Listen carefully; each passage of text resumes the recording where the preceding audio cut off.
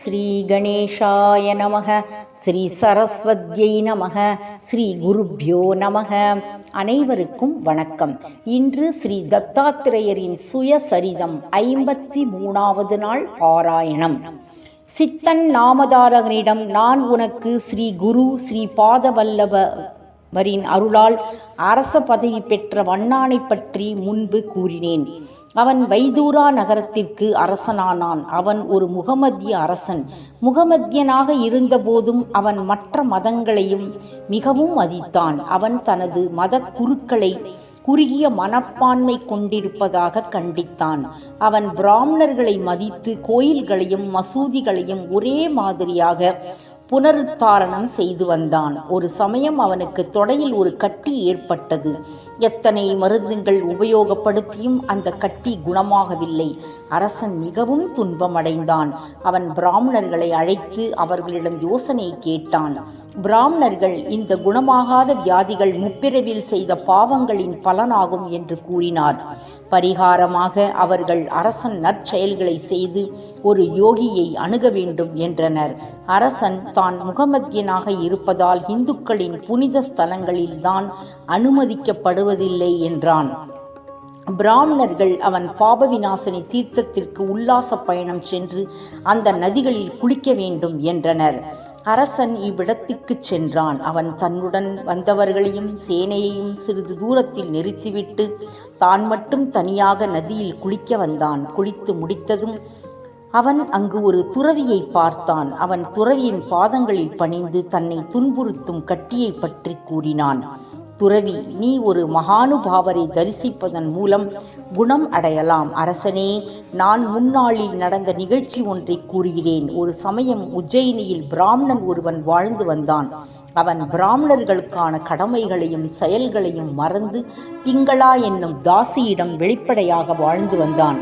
ஒரு சமயம் மகாமுனி ரிஷிவர் அந்த தாசியின் வீட்டிற்கு வந்தார். பிராமணனும் பிங்களாவும் முனிவருக்கு மரியாதையுடனும் பக்தியுடனும் சேவை செய்தனர். அவரது தேவைகளை நன்கு கவனித்து கொண்டு அவரது இருக்கை மிகவும் சௌகரியமாக இருக்கும்படி பார்த்து கொண்டனர். முனிவர் மிகுந்த மகிழ்ச்சியுடன் சென்றார். சிறிது காலம் சென்றதும் பிராமணன் பிங்களா இருவரும் மரணமடைந்தனர். பிங்களா ஒரு ராஜகுமாரியாக பிறந்து வஜ்ரபாகு என்னும் அரசனுக்கு ராணியானாள். பிராமணன் அவளுக்கு மகனாக பிறந்தான். அரசனின் மற்ற மனைவியர் அவளிடம் பொறாமை கொண்டு அவளுக்கு கடுமையான விஷத்தை கொடுத்தனர். இதனால் அவள் உடம்பில் படை ஏற்பட்டது. இந்த படை இரத்தம் கசிந்து வலி மிகுந்ததாக இருந்தது.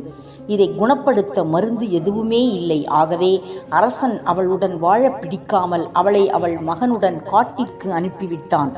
ராணியும் அரசகுமாரனும் காட்டில் அலைந்து திரிந்து பத்மாசுரன் என்னும் அரசனிடத்தில் புகழ் அடைந்தனர். சிறிது காலத்தில் அரசகுமாரன் இறந்து போனான். ராணி மிகவும் வருத்தமுற்று வாய்விட்டு கதறி அழுதாள். அது சமயம் முனிவர் ரிஷபர் அங்கு வந்தார். அவர் பிங்களாவை அறிந்து கொண்டு அவள் மகனை உயிருடன் மீட்டு கொடுத்து அவர்கள் இருவருக்கும் நோயை பூரணமாக குணப்படுத்தினர். இவ்வாறு மகா முனிவரைக் கண்டு முன் ஜென்மத்தில் சேவை புரிந்ததால் பிங்களா முனிவரின் அருளுக்கு பாத்திரமானாள். இவ்வாறு கூறியதும் அரசன் துறவியிடம் நான் அத்தகைய மகானுபாவரை எங்கு சென்று காண்பேன் என்று வினவ, துறவி, பீமா நதிக்கரையில் காணுகாபுரம் என்ற ஒரு இடம் இருக்கிறது. அங்கு ஒரு பரமபுருஷன் வசிக்கிறார். அவரிடம் சென்று அவர் அருளை பெறுவாயாக என்றார். அரசன் உடனடியாக காணுகாபுரத்திற்கு சென்றான். அங்கு குரு அவர்களை பற்றி விசாரித்தான். முகமதிய மன்னன் குருவை பற்றி விசாரிப்பதைக் கண்டு மக்கள் பயந்து ஒன்றும் கூறாமல் இருந்தனர். அரசன் அவர்களிடம் தான் குருவை துதிக்க வந்திருப்பதாக கூற மக்கள் அவனிடம் ஒரு சங்கமத்தில் குரு இருப்பதாக தெரிவித்தனர். அரசன் தனது சேனையையும் மற்றும் உடன் வந்தவர்களையும் கிராமத்தில் விட்டுவிட்டு ஒரு பல்லக்கில் ஏறி சங்கமம் சென்றான். அவன் குருவை சிறிது தூரத்திலிருந்து கண்டான். பல்லக்கிலிருந்து கீழே இறங்கி நடந்து குருவை சந்திக்கப் போனான். குருவின் காலடிகளில் தரையில் விழுந்து வணங்கினான். குரு அரசனை பார்த்து, நீ எப்படி இருக்கிறாய் வண்ணானே? பல நாட்களுக்கு பிறகு என்னை பார்க்க வந்திருக்கிறாய் என்றார். இந்த வார்த்தைகளை கேட்டவுடன் அரசனுக்கு தன் முன் ஜென்ம நினைவு வந்தது. அவன் குருவினிடத்தில் ஸ்ரீ வல்லபர் வடிவத்தை கண்டான். அவன் குருவின் பாதங்களில் மீண்டும் வணங்கினான். குருவின் பாதங்களை மிகுந்த பக்தியுடனும் நம்பிக்கையுடனும் வணங்கினான். அவன் குருவிடம் தன் கட்டியை குணப்படுத்தும்படி வேண்டிக் கொண்டான். குரு தன்னிடம் அதை காட்டும்படி கூறினார். அரசன் அந்த கட்டி திடீரென்று மறைந்து விட்டதையும் அதன் தடம் கூட இல்லாததையும் கண்டான். அரசன் நன்றியால் வாயடைத்து போனான். அவன் குருவிடம், ஐயனே, உங்கள் அருளால் நான் அரசனாக இருக்கிறேன். இந்த செல்வமெல்லாம் நீங்கள் அளித்தீர்கள். நான் என் செல்வத்தையும் மகிழ்ச்சியும் பூரணமாக அனுபவித்து விட்டேன்.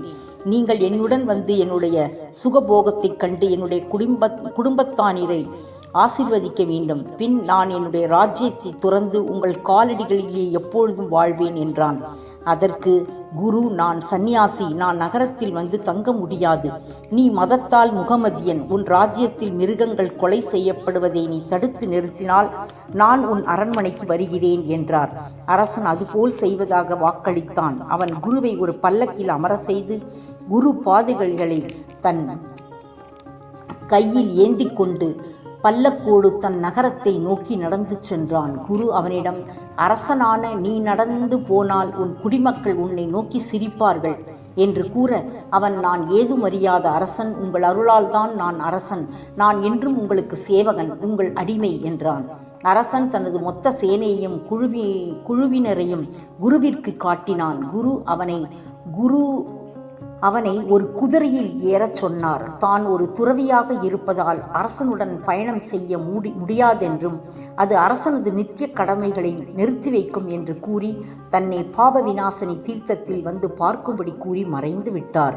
அரசன் ஒவ்வொரு சீடனுக்கும் ஒரு குதிரை அளித்தான். பின் குருவை தேடி பார்த்து அவர் இல்லாதது கண்டு வருந்தினான். பின் அவன் குருவின் வார்த்தைகளை நினைவு கூர்ந்து பாப விநாசனி தீர்த்தத்தை நோக்கி பயணம் தொடங்கினான். ஸ்ரீ குரு அரசனுக்கு முன்பாகவே பாப விநாசினியை அடைந்து விட்டார். சாயம் தேவனின் மகனான நாகநாதன் குருவை தன் இல்லத்திற்கு அழைத்து குருவை வழிபட பிரார்த்தனை கூட்டங்களுக்கும் நிகழ்ச்சிகளுக்கும் ஏற்பாடு செய்திருந்தான். குரு தன்னை ஒரு முகமதிய அரசன் காண வருவான் என்றும் அதனால்தான் பாப விநாசியிலேயே தங்க வேண்டும் என்றும் கூறினார். அவர் நாகநாதனோடு பாப விநாசனி தீர்த்தத்திற்கு திரும்பி வந்தார். அரசனும் பாப விநாசனி தீர்த்தத்தை அடைந்தான். அவன் தன் பிதார் நகரத்தை குருவை வரவேற்க சிறப்பாக அலங்கரிக்கும்படி ஆணையிட்டான். குருவை மீண்டும் ஒரு பல்லக்கில் அமர வைத்து தான் நடந்து அரண்மனைக்கு சென்றான். நகர மக்கள் குரு உண்மையிலேயே கடவுளின் அவதாரமாக இருக்க வேண்டும், எனவேதான் முகமதிய அரசன் அவரை வழிபடுகிறான் என்று பேசிக்கொண்டனர். அரசன் குருவை சிம்மாசனத்தில் அமர்த்தி அவர் பாதங்களை வழிபட்டான். பின் அவன் குருவை தன் அந்தப்புரத்திற்கு அழைத்துச் சென்று தன் குடும்பத்தினரை அறிமுகப்படுத்தினான்.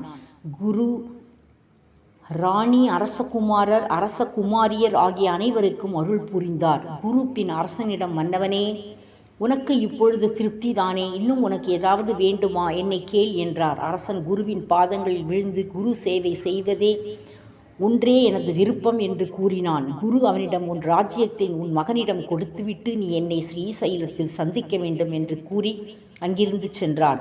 அரசனும் அவரடி வணங்கி பக்தி ஞானத்தை தனக்கு தந்துருள வேண்டும் என்றும் கேட்க குருவும் அவ்விதமே அருளினார். குரு காணுகாபுரத்தை அடைந்து தனது பக்தர்களையும் சீடர்களையும் கூப்பிட்டார். முகமதிய அரசன் வருகையால் மிகவும் பிரபலமடைந்து விட்டதால் தான் பூவுலகை விட்டு மறைய வேண்டிய தருணம் வந்துவிட்டது என்றும் அப்பொழுது ஸ்ரீசைலம் செல்லப் போவதாகவும் கூறினார். ஓ நாமதாரகா, உலகத்துக்கு தானும் எல்லோரையும் போல் மனித தன்மை கொண்டவர் என்று காண்பிப்பதற்காக குரு ஸ்ரீசைலம் சென்றார். இதற்கு பின் நடந்த சரித்திரம் மிகவும் சுவாரஸ்யமானது. கவனமாக கேட்பாயாக. இத்துடன் இன்றைய அத்தியாயம் நிறைவுற்றது. நன்றி, வணக்கம்.